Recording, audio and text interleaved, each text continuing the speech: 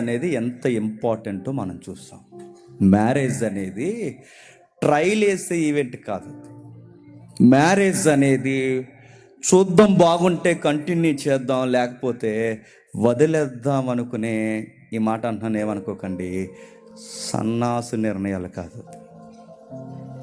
పర్లేదు లేరా, ఇది కాకపోతే ఇంకొకటి కాకపోతే ఇంకొకటి అని చేసుకుని వదిలేసే లౌకికమైన విషయాలకు ముడిపడిన విషయం కాదు ఇది. క్రైస్తవ వివాహ వ్యవస్థ. ఒక్కసారి మాటిచ్చి, ఒక్కసారి వివాహంలో పరిశుద్ధుల సన్నిధిలో, దేవుని సన్నిధిలో, సేవకుల సన్నిధిలో, వివాహ వేదికలో ఇద్దరు అడుగు పెట్టిన తర్వాత బైబిల్ చెప్పిన రూల్ ఒకే ఒకటి: చావు తప్ప ఇంక మిమ్మల్ని ఏది వేరు చేయకూడదు. మీకు ఏమైనా వివాహము అన్ని విషయములలో ఘనమైనది. వివాహము అన్ని విషయముల్లో ఘనమైనది. పానుపు నిష్కల్మషమైనది. ఎందుకంటే ఆ కల్మషం అంటే, పానుపు నిష్కల్మషంగా ఉండకూడదంటే వివాహం అవ్వాలి. అంటే కోరికలు రావడం తప్పు కాదు, ఫీలింగ్స్ అనేవి తప్పు కాదు. ఆ ఫీలింగ్స్కి ఒక హోలీనెస్ ఉంది. అది ఎక్కడంటే మ్యారేజ్లో ఉంది. నా మాటలు కొంచెం ఘాటుకుని ఏమనుకోకండి. నీ కోరికలు అలానే ఉండి, నా కుమారుడా, ఆ కోరికలను ఎక్కడ పడితే అక్కడ వాడకు. నీ లోగిటి నీ భార్య దగ్గరే నీ కోరికలను సంతృప్తి చెందని సామెతలో ఉంది. నీకంటూ ఒక సొంత బావి ఉండాలి అంటే నీ భార్య ఉండాలి. నీకంటూ ఒక సొంత జీవిత భాగస్వామి ఉండాలి. మీరు ఒకరికి ఒకరు అవినాభావ సంబంధం కలిగి ఈ పానుపుని నిష్కల్మషముగా నడిపించాలి. అది లేకపోతే ఏమవుద్దంటే సొసైటీ విచ్చలవిడితనం, జంతువులు తిరిగినట్టు. అంటే ఈ సొసైటీ ఈరోజు ఇలా ఉందంటే ఒక ప్రేమ, అనురాగం, కూతుర్లు, కొడుకులు, భార్య, పిల్లలు, కుటుంబం అనేది ఒకటి అలా ఉంది అంటే దీన్ని ఎలా చుట్టేసిన, ఆ చుట్టుకు పెనవేసుకుపోయిన ఒకే ఒకటి ఏంటి చెప్పండి? మ్యారేజ్. కాబట్టి రాను రాను రోజులు ఎలా తయారవుతుందంటే, మ్యారేజ్ ఎందుకండి అంటే ఇప్పుడు తెలియదులే, తర్వాత తెలుస్తుంది. మ్యారేజ్ ఎందుకంటే సొసైటీ కట్టుబడి ఉండాలంటే మ్యారేజ్ ఉండాలి. మ్యారేజ్ లేకపోతే ఇలా కొన్ని రోజులు కలిసి ఉందాం, తర్వాత విడిపోదాం, కొన్ని రోజులు కలిసి ఉందాం, తర్వాత విడిపోదాం అంటే, నేను అడుగుతున్నాను, ఆ పెయిన్ ఇప్పుడు నీకు తెలియదు. నీతో కౌగులు పంచుకున్న వారు మరొకరితో ఉన్నారని తెలిసినప్పుడు అప్పుడు స్టార్ట్ అవుద్ది. అలా ఎందుకు విడిపోవాలి, విడిపోకుండా ఉండాలంటే ఏం చేయాలంటే అప్పుడు అర్థం అవుద్ది. దాని పేరే మ్యారేజ్. బాగానే ఉంది. ఇది ఫస్ట్ సెషన్లో చూసాం మనం. ఆఫ్టర్ మ్యారేజ్ తర్వాత అసలైన రగడ రాపిడి స్టార్ట్ అవుతుంది. మ్యారేజ్ గొప్పదని ఇన్స్పైర్ అయిపోయి ఈ వారంలోనే పెళ్లి చేసుకున్నారు అనుకోండి, తర్వాత ఎలా రన్ చేయాలో తెలియాలిగా. అది ఎలా తెలుసు? నాకేం తెలియదు. నాది 30 ఏళ్ళ పైబడిన వయసు అంతే. 60 ఏళ్ళ వయసు దాటిన వారు చెప్పేస్తారంటే అనుభవాలు చెప్పగలరు, కానీ అంతంత మాత్రమే చెప్పగలరు. మరి ఎవరు చెప్పగలరు? వ్యవస్థను ప్రారంభించిన వాడు వ్యవస్థ ఎంత ఘనమైందో చెప్పాడు, అలాగే ఆ వ్యవస్థలో ఎలా నడవాలో కూడా చెబుతాడు. ఎవరి మాటలు పడితే వాళ్ళ మాటలు, ఎవరి మాటలు పడితే వాళ్ళ మాటలు బుర్రకు ఎక్కించుకుంటే, మ్యారేజ్ లైఫ్కి ఇదే రన్నింగ్ అనుకుని ఆ మాటల సూత్రాలను నువ్వు పాటిస్తే, నేను మళ్ళీ చెప్తున్నాను, ఎఫెక్ట్ అవుతావు. అది ఆడి ఇంట్లో అలాగే చేస్తున్నాడు, నేను అలాగే చేస్తానంటే ఆడి ఇల్లేరు, నీ ఇల్లేరు. ఒక ఉదాహరణ చెప్తాను చూడండి. సార్, భార్య మాట వినాలంటే ఏం చేయాలి సార్ అని అడిగాడట. అప్పుడు ఈడన్నాడట, పొగడాలరా అన్నాడు. అంటే ఎలా సార్ అంటే, భోజనం పెడుతుంది కదా, పెట్టినప్పుడు ఈసారి కూరేస్తుంది కదా, ఓ ముద్దెట్టుకో. పెట్టుకున్నప్పుడు ఏం చేస్తావంటే, బుజ్జి ఈరోజు కూర అదిరిపోయింది అంతే అన్న. అలా మెస్లోకి వెళ్ళిపోద్ది ఇంకా అలా అన్నాడు. మళ్ళీ వస్తుంది, వచ్చినప్పుడు మళ్ళీ అను, ఈరోజు కూర ఎలా ఉంది సార్, ఇది నువ్వు తప్ప ఇంకెవడో వండలేడు అనగానే అలా పొంగిపోయి, ఏమనుకున్నావు అంటారు. అలాంటివన్నీ పొగడాలరా అప్పుడు మాట వింటుందని ఎవడో చెప్పాడు. ఆ మాట ఈడు అంటే పొగిడితే మాట వింటారు అన్నమాట. వెంటనే ఈడు ఎప్పుడు అలవాటు లేదు వీడికి. ఆ రోజు కూరేసిన తర్వాత పొగిడేసాడు. ఆడు చెప్పినట్టే కూర అదిరిపోయింది అంతే అన్నాడు. ఓ లుక్ ఇచ్చింది. ఎప్పుడు బాగున్నాడు పొగుడుతున్నాడు ఏటని. తర్వాత మళ్ళీ అలాగేలా లోపలికి వెళ్ళి బయటకు వచ్చింది. నేను నిజంగా చెప్తున్నాను, నా లైఫ్లో ఎప్పటివరకు ఇలాంటి కూర నేను తినలేదు, ఇది మ్యాచ్ అవ్వట్లేదు కదా అంటున్నాడు.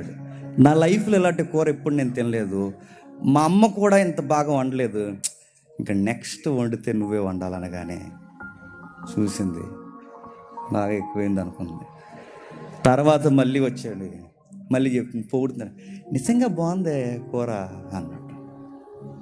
దొంగ చచ్చినాడు. 30 సంవత్సరాల నుంచి కాపాడు చేస్తున్నాను, ఏ రోజన్నా పొగిడేవరా? ఈ కూర ఈరోజు నాకు నీరసంగా ఉందని నా పక్కింటి ఆవిడతో వండిస్తే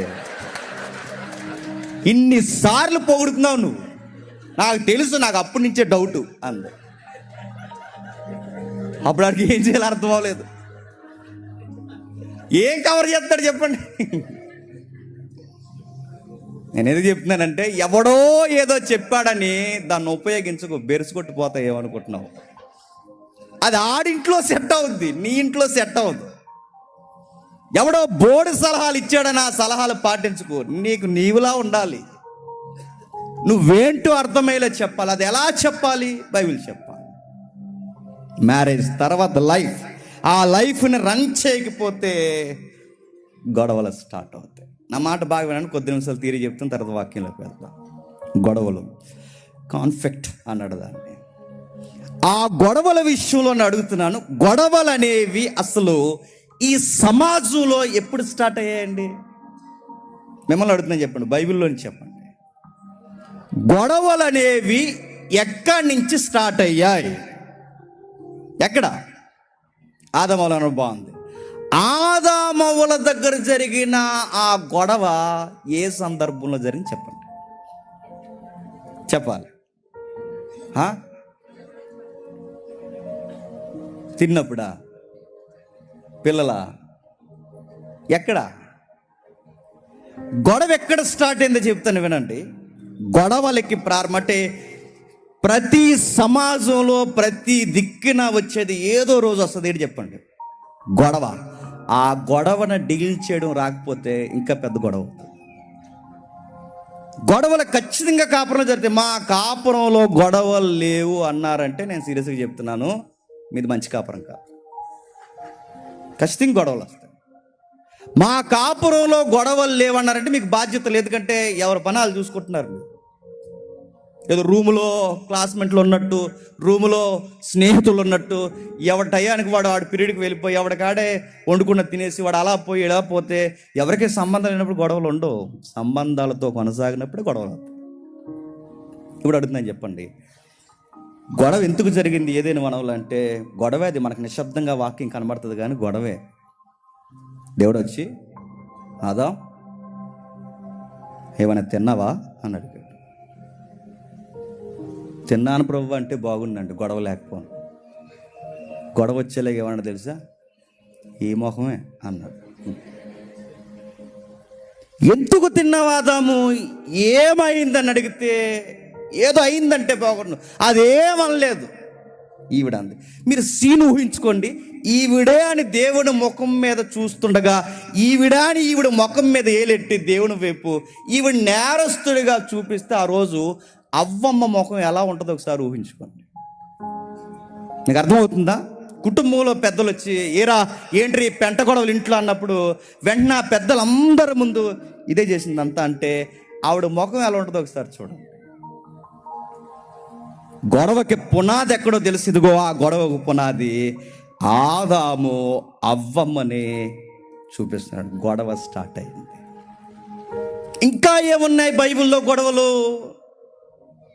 అబ్రహాము గారి ఇంట్లో గొడవలు ఉన్నాయి. మీరు ఏ ఫ్యామిలీ అయినా చూడండి, గొడవలు ఉంటాయి. అబ్రహాము గారి ఇంట్లో పిల్లల కోసం గొడవలు, సవితి గొడవలు, ఒకరికి ఒకరు పెత్తనం కోసం గొడవలు. ఎప్పుడు మాట్లాడిన శారమ్మ సలహా ఇచ్చి సంసారాన్ని మొత్తం చెప్పండి ప్రపంచ భవిష్యత్తుని సెడుగుడ్లాడడానికి చేసింది. ఒకటి కాదు, రెండు కాదు, అబ్రహాము జీవితంలో గొడవలు ఉన్నాయి. అబ్రహాము కూడా తీర్చలేక మౌనమైపోయిన గొడవలు ఉన్నాయి. ఇక యాకోబు కుటుంబాలు అంటాం, ఇక చెప్పకరుద్ది. ఇక ఎన్ని గొడవలు, ఎన్ని ఎత్తుగళ్ళు, అక్క చెల్లి ఎత్తుగళ్ళు, అది ఇది ఇది అది అది అది వాళ్ళు ఎంత ప్రాక్టీస్లు అంటే ఫ్యామిలీ ప్లానింగ్ కోసం కొత్త సూత్రాలు ఆ కుటుంబంలో ఎతికారు. మీకు తెలుసు, ఆయుర్వేదం వాడాలా, భర్తతో ఏ టైంలో మెయింటైన్ చేయాలి, ఇంకా చెప్పకూడదు కొన్ని విషయాలు. వాళ్ళు చాలా చాలా చాలా రాజకీయ నాయకులు ఎత్తుగళ్ళు వేసినట్టు ఇంట్లో వేసుకున్నారు. గొడవలు ఉన్నాయి. మీకు తెలుసో లేదో, మీకు అర్థమవుతుందో లేదో, దేవుని కుటుంబాలను పిలువబడుతున్న ప్రతి కుటుంబంలో ఏదో ఒకసారి ఏదో ఒక గొడవ చెప్పండి జరుగుతుంది. ఇప్పుడు నా ప్రశ్న, అసలు ఈ గొడవలు ఎందుకు వచ్చాయి? గొడవ జరగని కుటుంబం ఉండదా అంటే ఉండదు. ఉండదంటే ఎలా కుదురుద్దంటే మళ్ళీ తిరిగే చెప్తున్నాను, ఉంటుంది. అది ఎప్పుడు ఉంటుందంటే నీకు మూలాలు తెలియాలి. నెక్స్ట్ మరొక విషయం, డబ్బుల కోసం గొడవలు అవుతాయి. కుటుంబంలో డబ్బుల కోసం గొడవ ఉంది. ఇద్దరిలో ఎవరికి బాధ్యత లేకపోయినా నష్టపోయేది ఎవరు చెప్పండి? ఆవిడ తప్పు చేసిన డబ్బుల విషయంలో నువ్వే ఎఫెక్ట్ అవుతావు, నువ్వు తప్పు చేసిన డబ్బుల విషయంలో ఆవిడ ఎఫెక్ట్ అవుద్ది. మీ ఇద్దరి వలన కుటుంబం చెప్పండి ఎఫెక్ట్ అవుతుంది. ఫైనాన్షియల్ ప్రాబ్లమ్స్ తట్టుకోలేక సూసైడ్ చేసుకున్న భార్య భర్తలు ఎంతమంది లేరండి? ఆర్థిక ఇబ్బందులు ఎదుర్కోలేక, కక్కలేక మింగలేక, అత్తింటికెళ్ళి ఏమీ తేలేక, మామింట్లో ఉండి తినలేక, ఏమీ సర్దుకోలేక, ఫైనాన్షియల్గా దెబ్బల మీద దెబ్బలు తినేసి కుటుంబాలు ఆర్థిక పరిస్థితుల కోసం విడిపోయిన కుటుంబాలు లేవు చెప్పండి. ఎందుకండి? ఆయనతో ఉంటే ఏం షేర్ కూడా కొనలేడండి. ఎందుకండి? దానివల్ల ఏముందండి? నాకు కనీసం నాకు 10 రూపాయలు కూడా కలిసి రాదండి. ఎందుకు విడిపోతున్నారంటే ఏముందండి, ఓ పూట తింటే ఓ పూట తినలేము. ఆయనకి గారు చేసిన వ్యాపారాలకి, ఆయన గారు చేసిన నిర్ణయాలకి చెప్పలేక, కక్కలేక ఆర్థికంగా, అందుకేనండి ఏ పాసిపోయినా చేసుకుని బతికేద్దామని విడిపోయినంత సుఖం లేదనుకుని విడిపోయామండి. ఫైనాన్షియల్ విషయాల కొరకు విడిపోయిన దంపతులు లేరండి. కట్న కానుకలనే ఒక గొడవ అని అడుగుతున్నాను. డబ్బులు మాకు లేవు, ఇదిగో మీ అమ్మగారిని తెస్తావో, మీ నాన్న అడిగి తెస్తావో, నీ పుట్టింట్లో ఏమమ్మి తెస్తావో నాకు తెలియదు, నేను ఇది భరించలేకపోతున్నాను, ఈ అప్పు నేను తీర్చకపోతే నేను బతకలేను, నువ్వు తెస్తావో తేవట్టి అమ్మాయి ఎట్టుకెళ్ళి ఆ ప్రజలు వాళ్ళ అమ్మ నాన్న మేము పెడుతుంది. వాళ్ళ అమ్మ నాన్న ఎక్కడి నుంచి తేవాలో తెలియక నువ్వు ఎక్కడి నుంచి తెమ్మంటావంటే వాళ్ళు ఏదో టమ్మడి తెస్తారు. ఆడ తెచ్చింది ఎంతో కొంత 10-20 తెస్తారు, ఇది ఆడికి సరిపోదు, లోకివే నేనంటే మీకు ఎలాగన్నా అని 2 ఆడేస్తాడు. గొడవలు అయిపోతాయి. డబ్బుల కోసం విడిపోయిన కుటుంబాలు చాలా ఉన్నాయి. డబ్బుల కోసం విడిపోయిన కుటుంబాలు, ఎందుకంటే ఇద్దరికి బాధ్యత. అందుకే నేను ఎప్పటి నుంచి అనుకుంటానండి, ఫైనాన్షియల్ మేనేజ్మెంట్ క్రిస్టియన్ ఫ్యామిలీకి ఎలా ఉండాలో ఎప్పుడైనా చెప్పాలండి. డబ్బుల విషయంలో మనకు కొన్ని బాధ్యతలు తెలియాలి. పెళ్ళి అవ్వకముందు ఎలా పడితే అలా ఖర్చు పెట్టుకో, ఏం కాదు. ఎందుకంటే మీ వెనకాల మీ అయ్యి ఉంటాడు, ఏం కాదు. పెళ్ళి అయిన తర్వాత ప్రతి రూపాయిని చాలా జాగ్రత్తగా ఖర్చు పెట్టాలి. ఎందుకంటే నేను నమ్ముకున్న ఒక జీవితం ఉంది, మీ ఇద్దరు నమ్ముకునే చిన్న జీవితాలు ఉన్నాయి. ఇది మెయింటైన్ చేయడం రాకపోతే చచ్చిపోతారు. డబ్బుల కోసం విడిపోయే వాళ్ళు ఉన్నారు. నెక్స్ట్, ఈ అమ్మాయికి బాధ్యత లేకుండా భర్త సంపాదించిన డబ్బుల్ని జలసాగా ఖర్చు పెట్టి సమయం దొరికినప్పుడల్లా వాళ్ళ అమ్మగారింటికి పంపుతుంది అనుకోండి. నేను మళ్ళీ చెప్తున్నాను, మీ అమ్మ నాన్న బాగానే ఉంటారు, కానీ గుర్తుపెట్టుకో, నువ్వు ఎగిరిపోతావు. గుర్తుపెట్టుకో. అమ్మా నాన్నకి అన్నం పెట్టొద్దని అనట్లేదు, అమ్మా నాన్నని చూడొద్దని నేను అనట్లేదు, మీ ఇద్దరు తల్లిదండ్రులని పట్టించుకోవద్దని అనట్లేదు. కానీ ఫైనాన్షియల్ విషయాల్లో వాళ్ళు ఇన్వాల్వ్ అవ్వకూడదు. గుర్తుపెట్టుకోండి. మీ గొడుగు వేరు, వాళ్ళ గొడుగు వేరు. అక్కడ వర్షం పడినప్పుడు ఎలా ఉండాలో వాళ్ళకి తెలుసు, మీకు వర్షం పడినప్పుడు మీ గొడుగు కింద ఎలా ఉండాలో మీకు తెలియాలి. గొడవలు డబ్బుల విషయం. నెక్స్ట్ విలువ. మాకు విలువనివ్వడండి గొడవ. మాకంటే ఎవరంటే చూడండి, ఇలాంటి భేదం వచ్చే మాటలు. మాకంటే మా కుటుంబానికి విలువనివ్వడండి. నేను అడుగుతున్నాను ఈ బుర్రలేని గాడిదల్ని, మా కుటుంబానికంటే ఇంకేం కుటుంబం? మీ కుటుంబం అంటే ఆయన, నువ్వు, ఈవిడ, నువ్వు. మీ కుటుంబం అంటే ఇప్పుడు కుటుంబం మీది. మా కుటుంబానికి విలువనివ్వడంటే ఏ కుటుంబం? మా అమ్మా నాన్నకి విలువనివ్వడండి. ఈడంటాడు మా అమ్మా నాన్న సరిగ్గా చూసుకుంటే, అలా అమ్మా నాన్న మాత్రం వస్తే కిచెన్ రూమ్లో కూర్చోబెట్టేదని తీసుకెళ్ళి, మా అమ్మా నాన్నగాని వస్తే మాత్రం కనీసం తింటారా అత్తయ్య, తింటారా మావయ్య అని కూడా అడగదండి. గొడవలు. ఇద్దరు వైపు ఉన్న పేరెంట్స్కి విలువ ఇవ్వట్లేదని గొడవలు ఎట్టుకున్న కుటుంబాలు లేవు చెప్పండి. విలువనివ్వట్లేదు. మా అమ్మని నువ్వు సరిగా చూడవే, మా నాన్న మీరు సరిగా చూడరండి, మమ్మల్ని సరిగా పట్టించుకోరండి, అసలు మేము అంటేనే లోకువండి. అడుగుతున్నాను, వెనకాలన్న తలకాయల కొరకు విలువ ఇవ్వట్లేదని గొడవలెట్టుకున్న లూజ్ ఫ్యామిలీస్ లేవా? నారో మైండ్స్ లేవా? చిన్నగా ఆలోచించే కుటుంబాలు లేవా? ఉన్నాయి. వీళ్ళిద్దరికి ముందు విలువ ఏంటో తెలిస్తే అప్పుడు వెనకాల వాళ్ళకి ఇస్తారు విలువ. వీళ్ళిరువురు విలువల కొరకంటే వెనకాలన్న తలకాయల కొరకు కొట్టుకునే కుటుంబాలు ఉన్నాయి. మాకు సరిగ్గా మీరు విలువనివ్వట్లేదు. ఫంక్షన్కి వస్తారు, కుటుంబాలతో కలిసి జరిగేది కంటే ఏదో కార్యక్రమం ఫంక్షన్ జరుగుతుంది కాదు, సరిగ్గా ఫంక్షన్లో గొడవ తీసుకుంటారు. అంగో అలా వచ్చినప్పుడు మాత్రం వేదిక మీద ముందు తీసుకెళ్ళిపోయి ఫోటో తీయించడానికి ఇందాక నుంచి నిలబడ్డారు. అక్కడ చూస్తున్నాను నేను, నీ అసలన్నీ చూస్తున్నాను నేను. కావాలని వాళ్ళని పక్కనట్టు కానీ ఈడు అడావుళ్ళు ఈడు ఉన్నాడు, గోంగూర పచ్చడి వేసుకుంటారు.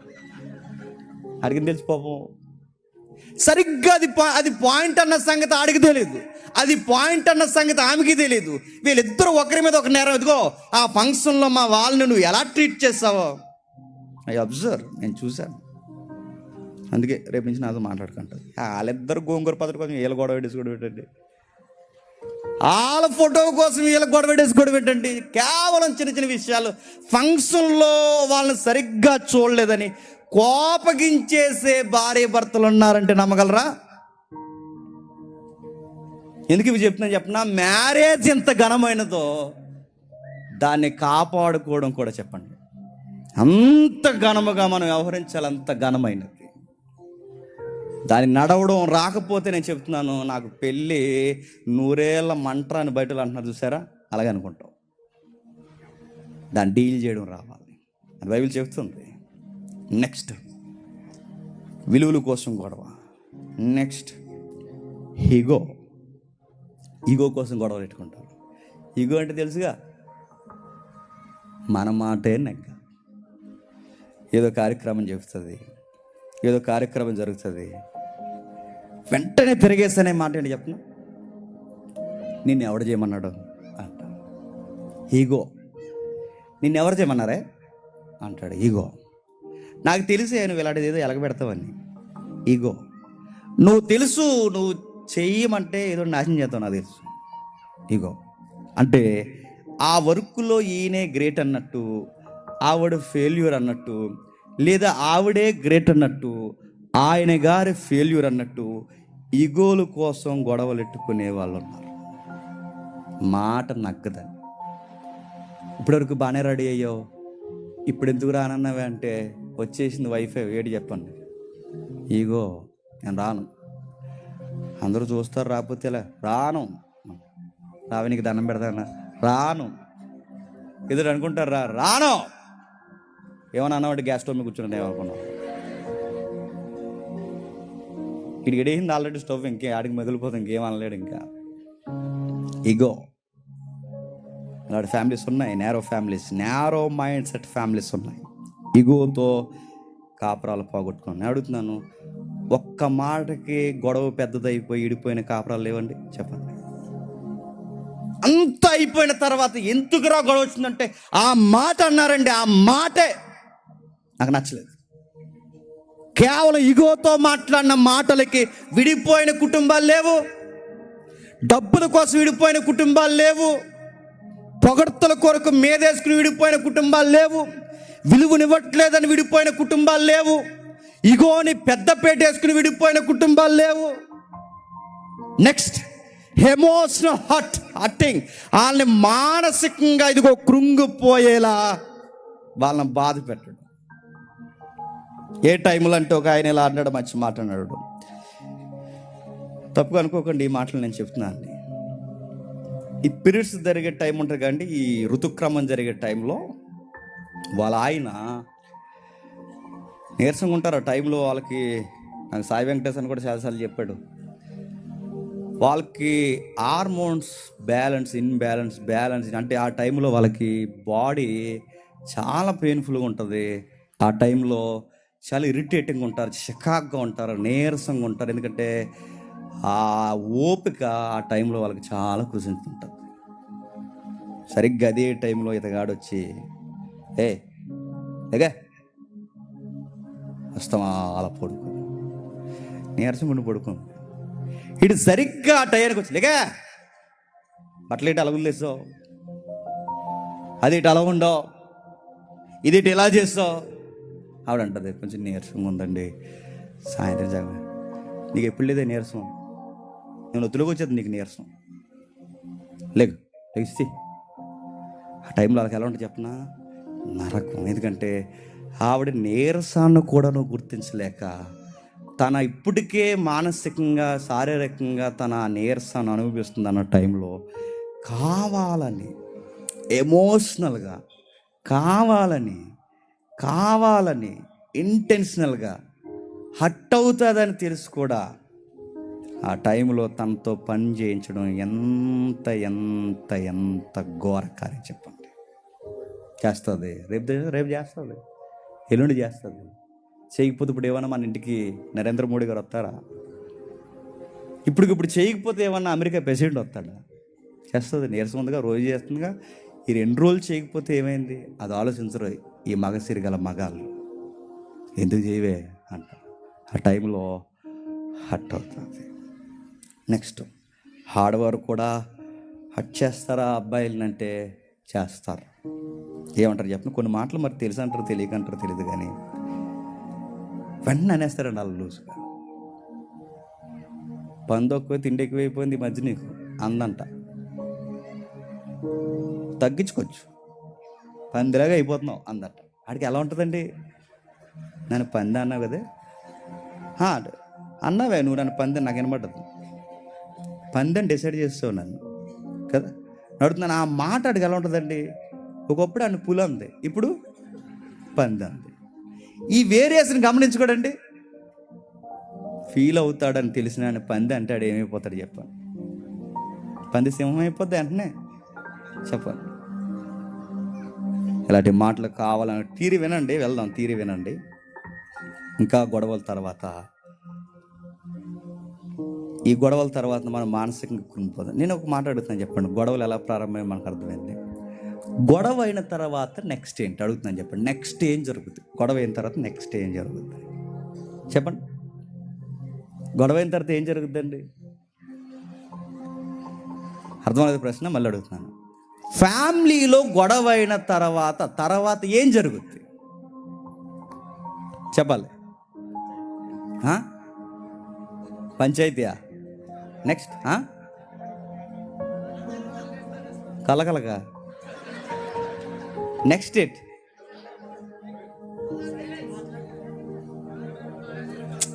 అదేం కాదు. గొడవ అయిన తర్వాత మీరు చూడండి, ఇంట్లో ఒక నిశ్శబ్దమైన వాతావరణం నెలకొంటుంది. ఆ టైంలో నువ్వు ఎప్పుడన్నా గొడవ ఏదైనా పెట్టుకున్నప్పుడు ఆ టైంలో నీకు ఇష్టమైన బిర్యానీ తినలేదు.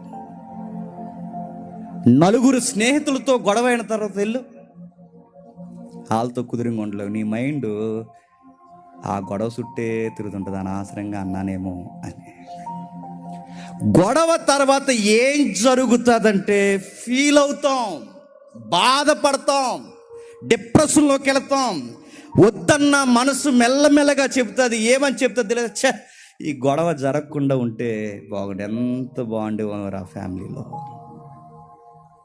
ఇంకా చెప్పనా, ఆ ఎఫెక్ట్ అలా అలా పడిపోయా, దాని ఎఫెక్ట్ ఎక్కడ పడుతుంది తెలుసా? హెల్త్ మీద పడుతుంది. గొడవ తర్వాత ఏం జరుగుద్ది? అనారోగ్యం పాలైపోతారు. ఎందుకంటే తిండి తినరు.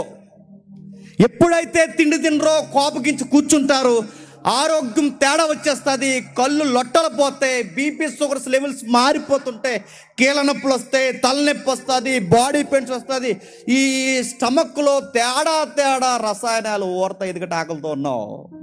గ్యాస్ట్రిక్, అలసర, పేగొరుపులు రకరకాలు వస్తాయి. ఆ గొడవ తర్వాత నువ్వు ఎదుర్కొనే ఎఫెక్ట్ ఏంటి చెప్పినా, నీ హెల్త్ డిస్టర్బెన్స్ అయిపోతుంది. నీ ఆరోగ్యం పూర్తిగా పాడైపోతుంది. దాని ఎఫెక్ట్ ఎక్కడైనా, గొడవ జరిగిన తర్వాత ఎడముఖం పెడముఖం ఎవరో ఒకరు మూలకు పోయి ఏడుస్తారు. ఎక్కువ చీకట్లో ఉంటే ఏం జరుగుద్ది చెప్పండి? ఎక్కువగా ఒంటరిగా ఉంటే ఏం జరుగుద్ది? సైతాన్ లక్షణాలు వచ్చేస్తాయి. నిజంగానే మాటన మూర్ఖుల్ని, మాటన ఖైదీల్ని, మూర్ఖులైన నేరస్తుల్ని ఏ గదుల్లో పడేస్తారు చెప్పనా?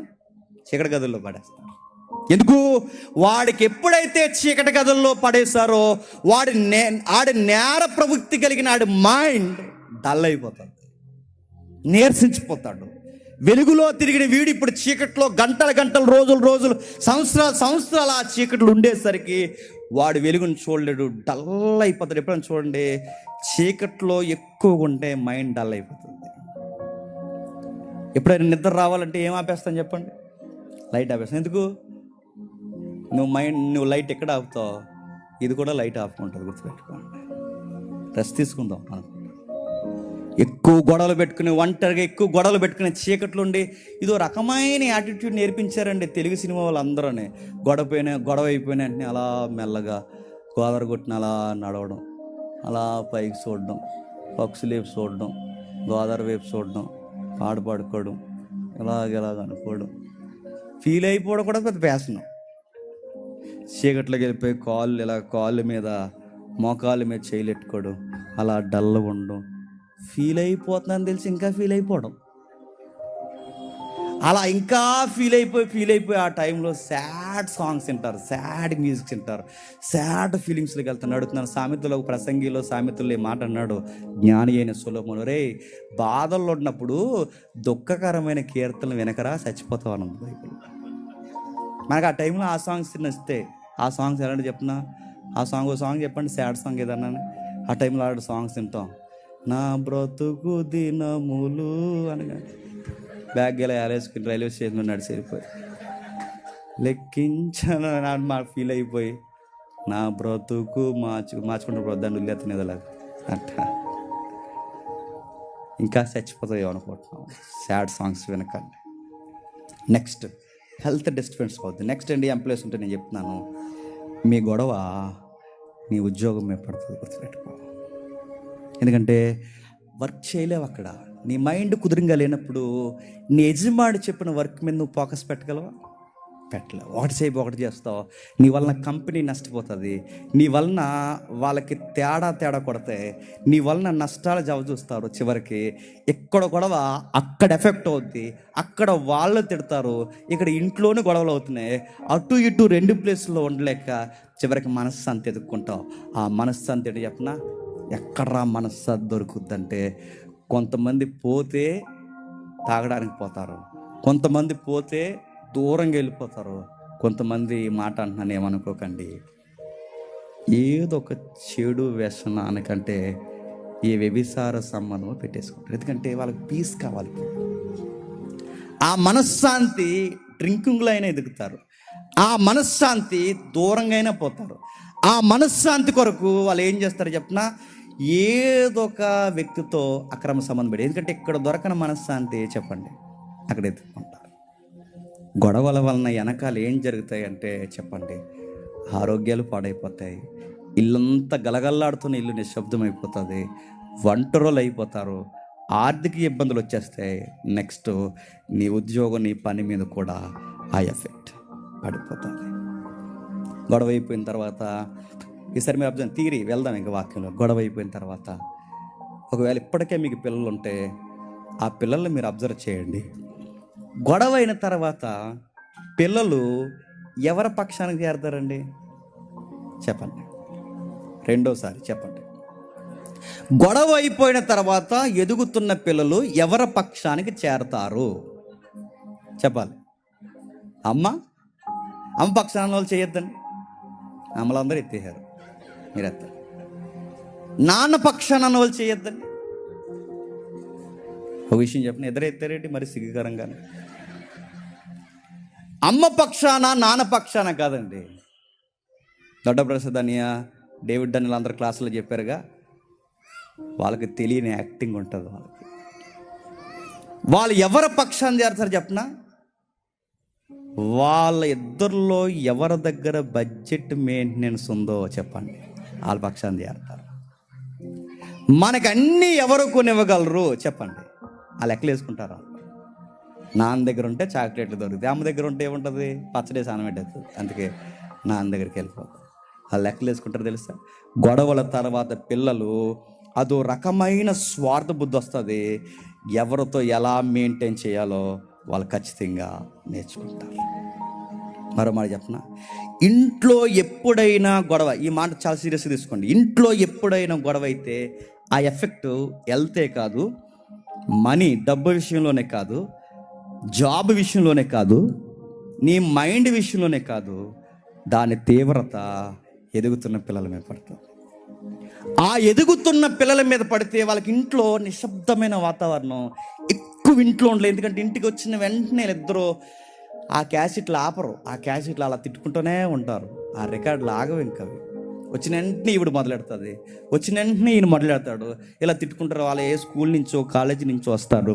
ఆ వచ్చిన వెంటనే ఈ వినలేరు, వాళ్ళకి ఇరిటేటింగ్ ఉంటుంది. పిల్లలకి, ఎదుగుతున్న పిల్లలకి ఆ లోపలికి పోయి ఫోన్ చూసుకోవడం, ఆ లోపలికి పోవడం, బయటకు వచ్చేయడం.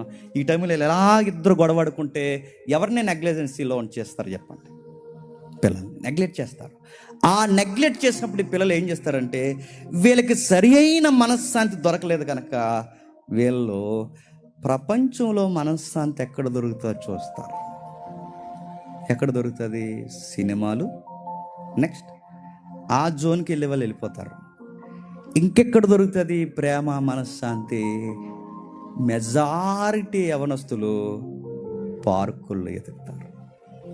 పార్కుల్లో ఎవరు తిరుగుతారు? ప్రకటన గ్రంథం చదివి వాళ్ళు తిరుగుతారా? ఎవరు తిరుగుతారండి? పార్కులు ఎవరు? పోగిరి గల్లు అందరు తిరుగుతారు. ఎవడో ఒకడు సేదపడి ఎట్టినట్టు చూస్తాడు అలాగా. అంటే అది లవ్ సూప్ అన్నమాట. అది అలా చూస్తుంటాడు, అలా చూసి ఇలా చూస్తాడు, అలా చూతులకి అక్కడ చూస్తున్నా లేదండి, ఈవిడ చూస్తుంది. చూస్తారు చూపు కలిసిన వేళ. లవ్ ఇట్ చెప్పండి. ఫస్ట్ సైడ్ కాదు, ఫస్ట్ డెత్. అది చచ్చిపోతారు. అదే మనశ్శాంతి అనుకుంటారు, చూస్తారు. అప్పుడు వాడు అడుగుతుంటాడు, ₹10 మెసేజ్ ఎట్టి ఏమని చెప్పినా, టిఫిన్ చేసావా అంటాడు, భోజనం చేసావా అంటాడు. అవతల నుంచి ఆవిడ అడుగుతుంది, భోజనం చేశారా, టిఫిన్ చేశారా అనగానే ఇప్పుడు ఇంట్లో అడిగే వాళ్ళు లేరు. భోజనం చేశారా, టిఫిన్ చేశారా, టయానికి తిన్నావా, ఈరోజు ఏం చేస్తావు, ఇలా కుసర ప్రశ్న అమ్మ అడగట్లేదు, నాన్న అడగట్లేదు. ఇప్పుడు అడిగే వాళ్ళు ఎవరో బయట నుంచి ఒక పర్సనాలిటీ అడుగుతుంది. ఇప్పుడు ఆ పర్సనాలిటీ ఆ మాటలు అడుగుతుంటే పిల్లలకి ఎలా ఉంటుందంటే, నన్ను ఎంత కేర్ తీసుకుంటున్నారో, రేపే బ్యాగ్ సర్దేస్తున్నాను, నువ్వు కూడా సర్దే, నేను ఇలా వచ్చేస్తాను, చెప్పు, నువ్వు అలాగ వచ్చాయి. ఈ కాకులు 2 అలా పోతాయి. బయటికి వెళ్ళక అర్థం అవుద్ది, ఉప్మా కూడా కొనలేడని. తర్వాత ఇంటికి వచ్చేస్తారు. నేను అడుగుతున్నాను, ఇప్పుడు ఈ పిల్ల గడప దాటి వెళ్ళిపోయి, ఈ పిల్లోడు గడప దాటి వెళ్ళిపోయిన తర్వాత రేపు పొద్దున్న వాళ్ళకి పెళ్ళిళ్ళు చేయగలరా చెప్పండి? ఇలా బతుకిలాగా అయిపోవడానికి కారణం ఏంటి చెప్పండి? మీ పనికి మాలిన గొడవలు. మీ పనికి మాలిన గొడవలే వాళ్ళు లూజ్ మైండ్లోకి వెళ్ళిపోయారు. మీరే తినకుండా పిల్లల్ని ఎప్పటికప్పుడు పట్టించుకొని మంచి ఏంటో చెడు ఏంటో వాళ్ళతో మాట్లాడుతూ ఉంటే ఆ ఎఫెక్ట్ ఆ పిల్లల మీద పడుతుంది. ఇప్పుడు చెప్పండి, గొడవలు ఏదేను తోటలో నుంచో ఉన్నాయి. ఆ గొడవల్ని ఎలా డీల్ చేయాలో ఏదేను తోట గుమ్మం దగ్గర దేవుడు చెప్పేస్తాడు. ఎక్కడండి? చూద్దాం ఒకసారి. ఆదికాండము 3వ అధ్యాయం. ఆదికాండం 3వ అధ్యాయం 16వ వచనంలో ఒక మాట ఉంది చూడండి. నీ గర్భవేదన నేను మిక్కిలి హెచ్చించదును, వేదనతో పిల్లలను కందువు, నీ భర్త ఎడల నీకు వాంఛ కలుగును.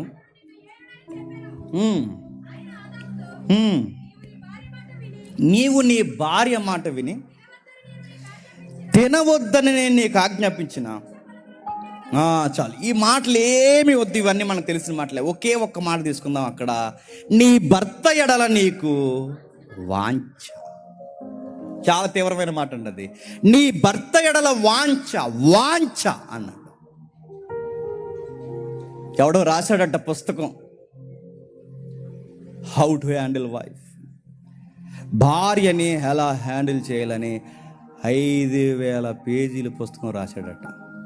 తర్వాత తిరగేసి ఒకడు అన్నాడు, ఆడికి ఎలా హ్యాండిల్ చేయాలి తెలకే చెప్పండి, అన్ని వేలు పుస్తకం రాసేసాడు. బైబిల్లో 1000 పేజీలు లేవండి భార్య భర్తల కొరకు. సింగిల్ లైన్ వర్డ్స్ ఉన్నాయి.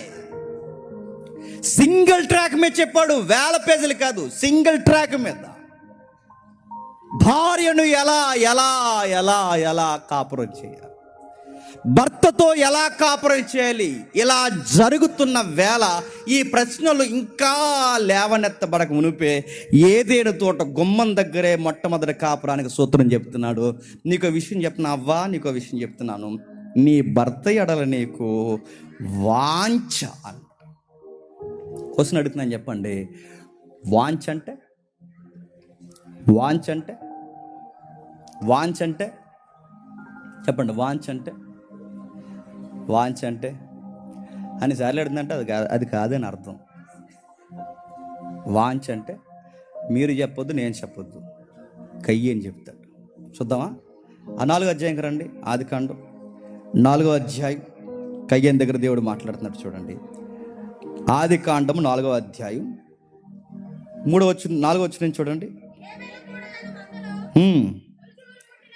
అలా చూస్తూ వస్తూ 6వ వచనంలో, యెహోవా కయ్యనుతో, నీ కోపమేలా, ముఖము చిన్నబుచ్చుకొని ఉన్నావేమి, నీవు సత్క్రియ చేసిన ఎడల తలెత్తుకొనవా, సత్క్రియ చేయని ఎడల వాకిట పాపము పొంచి ఉండును.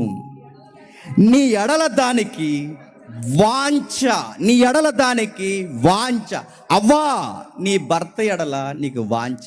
కయ్యేను, నీ ఎడల దానికి వాంఛ. 2 ఈక్వల్, 2 ఇబ్రూ శబ్దాలు ఒకే అర్థానికి సంబంధించినవి. వాంఛ. కయ్యేను సందర్భంలో నుంచి భార్య భర్తలను చూడండి, ఏముంది? ఇదిగో వాంఛ. వాంఛ అంటే అది మూల పదంలో ఎలా రాశాడు తెలుసా? ఇబ్రీలో ఇలా రాశాడు, ఏమనంటే, బయట ఒక పులి కాసు కూర్చుందట, బయట ఒక సింహము ఎలుగుబంటి కాసు కూర్చున్నాయట. ఆ సింహము ఎలుగుబంటి దేనికి గుర్తంటే, అది సింహము ఎలుగుబంటి కాదు, పాపం.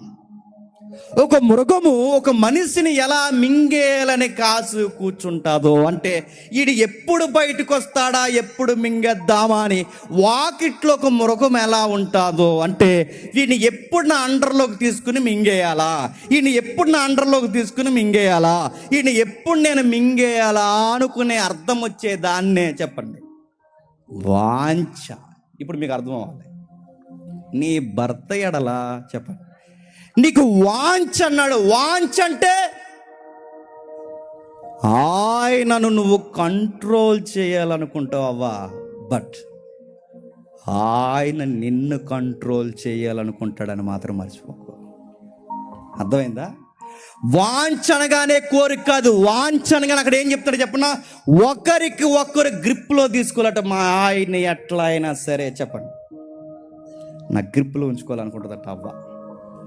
వాడు అనుకుంటాడట, నేను కూర్చున్న కాడ కూర్చోవాలి, నిలబడిన కాడ నిలబడాలి, నేను తనని, కింద పదం అదే, నేను తనని ఏలాలి. ఇద్దరు ఎందుకు అలా అనుకుంటారండి అంటే, ఇప్పుడు చెప్పండి, ఇద్దరు పాపంలో పడ్డారు కనుక.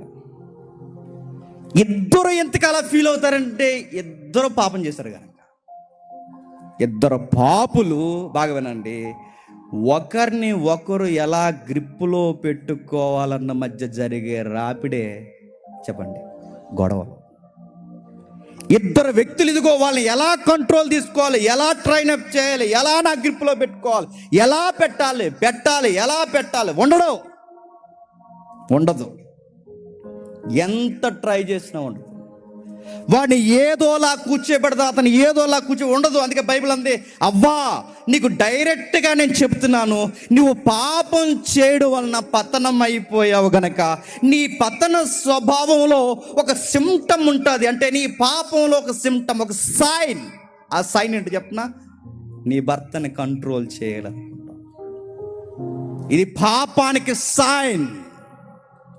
అతన్ని ఎలా అయినా నీ మాట వినేలా చేయాలనుకుంటావు, కానీ గుర్తుపెట్టుకో అది జరగదు. ఎందుకంటే ఆదాము కూడా పతన స్వభావంతో ఉన్నాడు గనక అతడు నిన్నెలా టేక్ ఓవర్ చేయాలా అని తన ప్లానింగ్లో తను ఉంటాడు. ఎవడా అన్నాడట చూడండి, అలా చాలా సున్నితంగా. అది నిజంగా మీరు టేక్ ఓవర్ చేయడం, హ్యాండ్ ఓవర్ చేయడం అంటే పెద్ద ఓయ్ అనరు.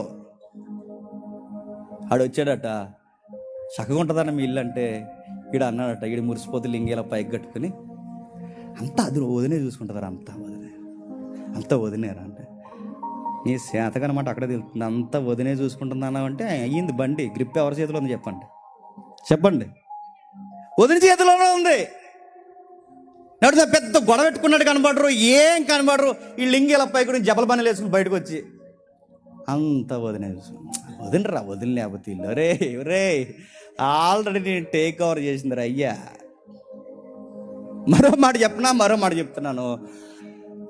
భర్తను పొగుడుతుంటుంది, ఏమని చెప్పను, మా ఆయన ఎంత మంచోడు అంటేనండి అస్సలు ఏం అడగడండి, అన్నీ నా చేతులు పెడతా. నీకు వేసిందిరా బిస్కెట్ అయ్యా, నీకు వేసింది బిస్కెట్. ఈడు తెగ పొంగిపోయి అలా ఆవిడ పొగుడుతుంటే ఇలా పొంగిపోయి ఏం చెప్పకపోయి అంత అకౌంట్స్ అంతా నువ్వే చూసుకో, అంత నువ్వే చూసుకో, అంత అస్సలు నాకు చెప్తా.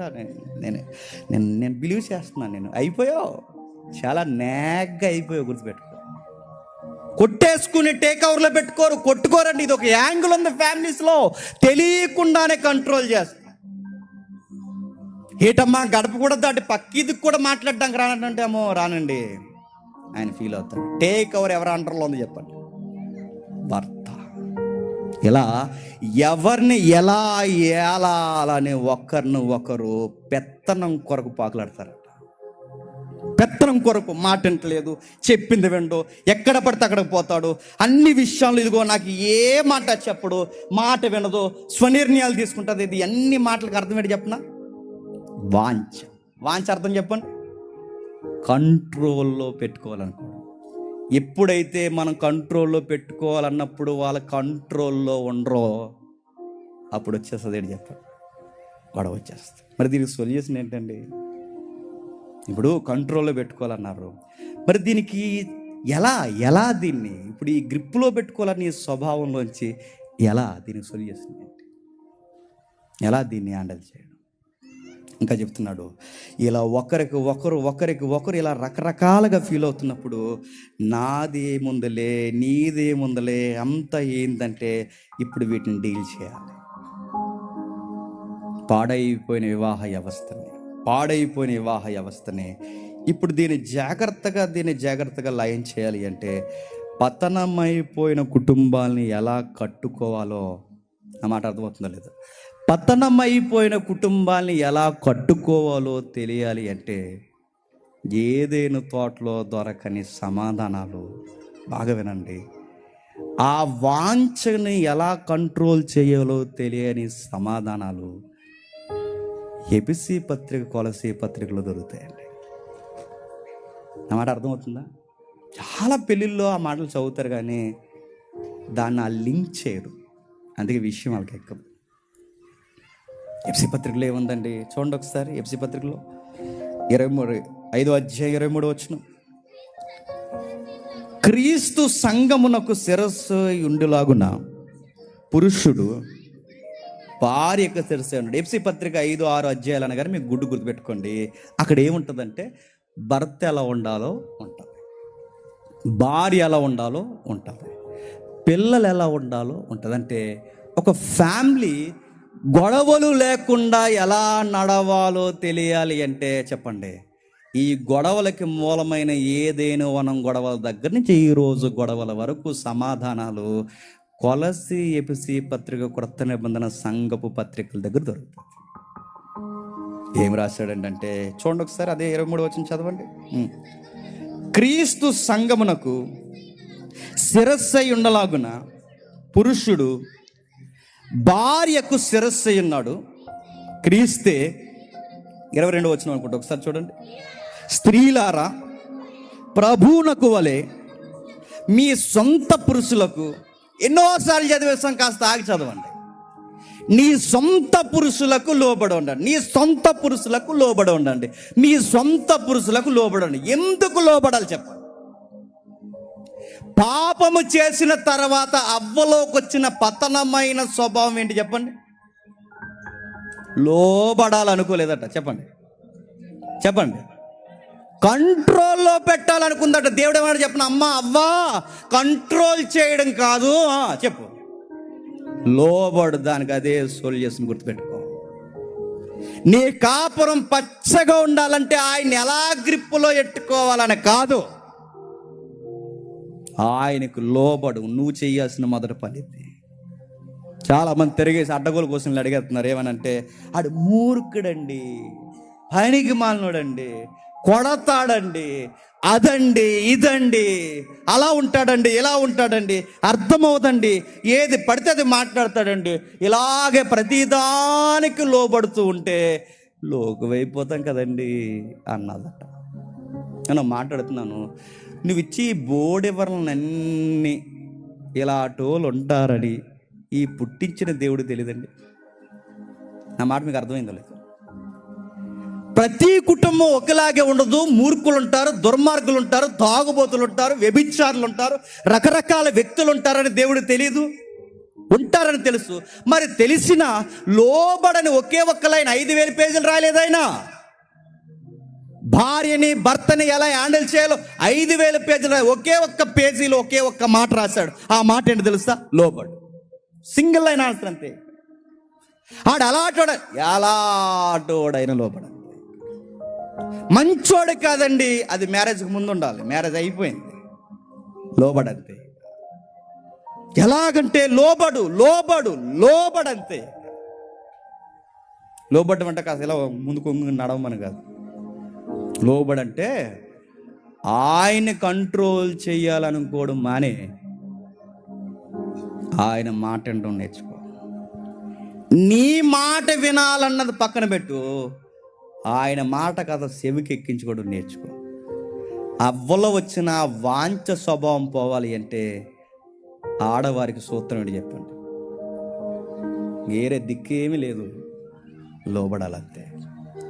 లోబడ్డం అంటే బానిసరకం అనుకోకండి. లోబడ్డంలో బైబిల్ ఏముందో చెప్పనా? ఇందులో యుక్తి అంటే తెలివైన లక్షణం అంట. తెలివైన ఇల్లాలు ఏం చేస్తుంది చెప్పనా? ఇంట్లో ఉన్న రాపిడిని ఈదెక్కకుండా లోబడి కాపాడుకుంటుంది. కొలసి పత్రిక చూడండి, కొలసి పత్రిక 3వ అధ్యాయం, కొలసీలకు రాసిన పత్రిక 3వ అధ్యాయం 18వ వచనం. భార్యలారా మీ భర్తలకు విధేయులయుండుడి, ఇది ప్రభువును బట్టి యుక్తమై ఉన్నది. భర్తలారు ఏంటట? ఇది ప్రభువును బట్టి యుక్తము. ఎలా యుక్తము?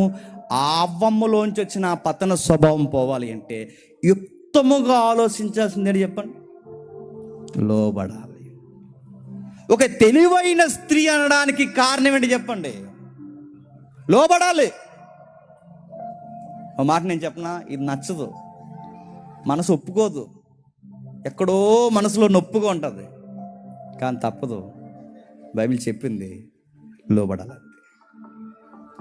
ఖచ్చితంగా లోబడాల్సిందే. ఎందుకంటే వాక్యము చెప్పినప్పుడు మనసుకు చాలా కష్టంగా భారంగా ఉన్న తప్పదు, లోబడాలంతే. ఎందుకు ప్రభు అంటే ఏదైనా తోట తర్వాత మీ పాపం చేసిన తర్వాత మీరు ఒకరిని ఒకరు ఏలాలనుకుంటున్నారు కనుక ఏలాలనుకునే స్వభావం తీసేయండి. ఎలా లోబడాలో నేర్చుకోండి. గొడవలు రావు. అండ్ లోబడితే గొడవలు వస్తాయండి. ఈసారి గమనించండి, గొడవ అయిన తర్వాత అతను ఎక్కువ నేను తిట్టేసాడు అనుకో, ఏమనుకో. ఇలా అన్నం పెట్టిన వెంటనే ఇలాగ అన్నం గెంటేసి, కూర నీ మొహంలా ఉందే అలాగే ఇలాగ అనేసి రకరకాల ఏమనకు. ఏడుపు వస్తుందా, అలా శంకుతో తెలుసుకుని అలా తిరుగు అలాగను. అదేమనకుండా మా నాన్న ఫోన్ చేస్తాను ఏమనుకుంటున్నావు అన్నావు. ఇంకా చెయ్యే, మీ నాన్న కదా మీ తాతకు చెయ్యి, రమ్మని ఆడి సంగతి తెలుతాను వీడి సంగతి తెలుతాను రమ్మని. ఆ టెంపర్లో మా నాన్న ఫోన్ చేద్దాం, మా అమ్మకు ఫోన్ చేద్దాం అనకూడదు. అలా ఉండు, దేవుడు చెప్పాడు లోబడి ఉండు. కొంతసేపటికి ఆడి మనిషే కాబట్టి ఆడి స్నేహితుల దగ్గరికి వెళ్ళి ఆడు ఏదో తిందామని కూర్చున్నా. నిజంగా చెప్తున్నాను, దేవుడు ఎట్టిన గొప్ప మనస్సాక్షి ఒకటి ఉంది. ఖచ్చితంగా నువ్వు గుర్తొస్తావు. అప్పుడు ఆడు అనుకుంటాడు, నేను ఇక్కడ తినేస్తున్నాను, చాలా బాధపడి వచ్చాను, ఈ బాధలో తింటుందో లేదు. ఆడికి ఉంటుందిగా మరి, డైరెక్ట్ మాట్లాడితే బాగోదని శబ్దాలు చేసుకుంటూ వస్తుంటాడు గేట్లో నుంచి, వచ్చేస్తున్నానని. ఆ శబ్దాలు చేసుకుంటూ లోపలికి వచ్చి అక్కడెట్టి అనుకుంటూ వచ్చి అక్కడ అలాగా మళ్ళీ మొహమే చూస్తే బాగోతుంది, అలా గంభీరంగా తిన్నావా, తినలేదండి ఇంకా అన్నాడు. అరా చేసిన కూడా ఒకసారి తినేళ్ళు. అప్పుడు అను, మీరు తింటే నేను కూడా తింటానండి. తినేసానే అంటాడు, నా కోసం తినండి. అప్పుడు తింటా కూర్చుంటారుగా, అప్పుడు అనండి గొడవలు ఎందుకండి మనకి అని. అప్పుడు చెప్తాడు కారణం. అంటే ఏదో టెంపర్లో వచ్చాను, ఆ టైంలో నువ్వు ఇలా అన్నావు అందుకే అనేసాను, సర్లే రేపు నుంచి వద్దు. అంతంతా జరగాలి అంటే ముందు నువ్వు ఏం చేయాలి చెప్పు. నువ్వు లోబడకుండా కాన్సమించలే, నువ్వు కూర ఇస్త్రేసావు అనుకో, అందరి ముందు నేను బయటికి ఇస్త్రేస్తాడు. అర్థమైందా? దేవుడు చాలా తెలివైనడు. బిగ్ పిక్చర్ తెలుసు ఆయనకి. ఆయన బిగ్ పిక్చర్, మనుషుల యొక్క యాటిట్యూడ్ తెలుసు కనుకే లోబడు. ఆడు కసుబుస్మ అంటాడు, లోబడు. ఎందుకంటే నువ్వు చెప్పినట్టు ఆయన అనాలనుకోవడం కాదు, మొదటగా ఆయన చెప్పినట్టు నువ్వు విను. ఆడు మంచోడే కాదు, మూర్ఖుడు. ఎప్పుడు వస్తాడు, ఆడికి మనసు పనిచేద్ది, దగ్గరకు వస్తాడు, సారీ అంటాడు. ఇప్పుడు మీరేనండి, భర్తలారా చెప్పండి, మీ భార్యలను ప్రేమించుడి. నేను నిజంగా సిగ్గులేకుండా చెప్తున్నానండి, మన కష్టంగా ఉండే పదం అండి ఇది. భర్తలకి భార్యలను ప్రేమించడం చాలా కష్టంగా ఉంటుంది. స్టార్టింగ్లో బాగుంటుంది, వాళ్ళు కంపేర్ చేస్తుంటారు, వాళ్ళకు ఉండే గుణమే అది. స్టార్టింగ్లో ఎలా ఉండేవాడవా అంటారు. అప్పుడైతే ఏం చేసేవాడివి, అప్పుడైతే ఎన్ని బట్టలు కొనేవాడివి, అప్పుడైతే ఏమన్నా అడిగితే ఎక్కడ వద్దు అక్కడికి వెళ్దాం అనేవాడివి, ఎంత తిప్పేవాడివి నన్ను. ఈ కంపేర్ మాటలు ఎక్కువ మన టెంపరేచర్ ఉంటుంది మనకి. అన్నీ చేసి ఎలా ఉండేవాడివి, ఎలా చూసి మధ్య మారిపోయావు నువ్వు. ఇలాగ అనేసరికి ఏయ్ నేనేం మారలేదంట మన ఈగోలోంచి. నేనేం మారలేదు, నువ్వేం మారిపోయావు, నేను అప్పుడు బాగుండేదని కూడా ప్రేమించు, నువ్వు బాగాలేదే నువ్వు అంటాడు. వీడు ఒప్పుకోడు. కానీ విషయం ఏంటి చెప్పనా, నీకు కష్టంగా ఉన్నా, ఘోరంగా అనిపించినా, ఎంత ఇబ్బందికరంగా ఉన్నా, నువ్వు ఖచ్చితంగా బైబిల్ చెప్తుంది భార్యని ఎలా హ్యాండిల్ చేయాలంటే, ఆడెవడో చెప్పాడు కూర వండమన్నప్పుడు పొగడమని, అది కాదు. భార్యని ఎలా హ్యాండిల్ చేయాలంటే అది ఏది కాదు, బైబిల్ చెప్తుంది లవ్ చేయి. చూసారా వాళ్ళకి ఎంత బాధ ఉందో, గట్టి చదివేస్తున్నారు చూసారా. వాళ్ళు ఎక్స్పెక్ట్ చేస్తారు అది ప్రేమించాలి. ఏం చేయాలంట, మన ఫోన్ లవ్ చేస్తాం, అమ్మ నాన్న లవ్ చేస్తాం, స్నేహితులు లవ్ చేస్తాం. ఎవరిని ప్రేమించని చెప్పండి, భార్యను ప్రేమించడం. పురుషులకి నచ్చినా నచ్చకపోయినా చెప్పండి, భార్యను ప్రేమించాలి. ఆదామవ్వల దగ్గర నుంచి గొడవలు పోవాలి అంటే, వాంఛనే ఆ పాపపు సిమ్టమ్ను బయటికి తీసేయాలి అంటే భార్య లోబడాలి, భర్త ప్రేమించాలి. అది బయటికి తీసివేయాలంటే ప్రేమించాలి, ప్రేమగా ఉండాలి.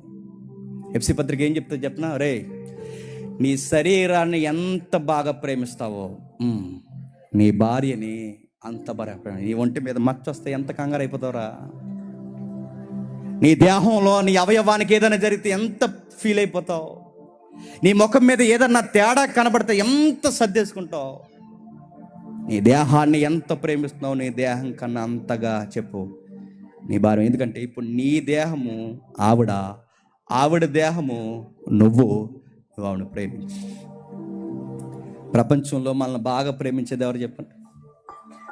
ప్రపంచంలో మనల్ని బాగా ప్రేమించేది నన్ను నేనే ప్రేమించుకుంటాను. ఇప్పుడు నన్ను నేను ప్రేమించుకోవడం మానేసి ఎవరిని ప్రేమించాలి చెప్పండి? నేనైనా నా ఉనికి ఆవిడలో ఉంది కనుక చెప్పండి ఆవిడని ప్రేమించాలి. ఈ మాటలు నచ్చో కొంచెం మందికి ఎటకారంగా ఉంటాయి. ఒక మాట నేను చెప్పనా, బైబిల్లో ఎఫెసీ పత్రిక చదువుతుంటే ఆ వధువైన సంఘానికి వరుడైన క్రీస్తు ఆ అమ్మాయిని చూసినప్పుడు మచ్చలు, డాగులు రకరకాలుగా ఉందంట తన భార్య. ఆ డాగులు మచ్చలు తీసేయడానికి ఆ భర్తే తనలో ఉన్న లోపాలన్నీ తీసేసి శుభ్రంగా స్నానం చేయించి మంచిగా డిజైన్ చేసి ఇప్పుడు బాగున్నావు అన్నాడు. మా భార్యకి మూతొంకరుగా ఉంటుందండి, మా ఆవిడ ఎలా ఉంటుందండి, జిడ్డు మోహందండి, అదండి ఇదండి అంటే నేను అడుగుతున్నాను, నీకు నచ్చలేదని నీకు అర్థమైందిగా.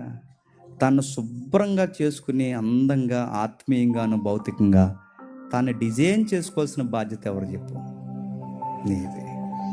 ఎందుకంటే ఆవిడ నీ దేహం, ఆవిడని బాగా చూసుకోవాల్సిన బాధ్యత నీదే. తల వెనక్కు దూకో బాగుంటావు, నీదే బాధ్యత. ఆ డ్రెస్ కాదు, నీ డ్రెస్ వేసుకో పద్ధతిగా ఉంటావు, నీదే బాధ్యత. అది తినకో, ఆరోగ్యానికి మంచిది కాదు, ఇది తిను, నీదే బాధ్యత. ఎండలో తిరక్కో, నీడకరా, నీదే బాధ్యత. అంత కేర్ ఎందుకు తీసుకుంటున్నారంటే బైబిల్లో దేవుడు చెప్పాడు, తన ప్రతి బాధ్యతను చూసుకొని ప్రేమించవలసినది నువ్వే. గుర్తుపెట్టు, నిన్ను ప్రేమించు, ఆవిడని ప్రేమించు. అంటే ఈ పతన స్వభావం పోయి మనలోనికి ఒక చక్కటి గుణము రావాలి అంటే వాంఛ పోయి ఒకరు ప్రేమించడం, ఒకరు లోబడ్డం ఎప్పుడైతే నేర్చుకుంటారో వాకిట పులిలా కాసు కూర్చున్న పాపంతో ముడిపడిన వాంఛ ఏమవుతుంది చెప్పండి? కుటుంబాలు పోతుంది.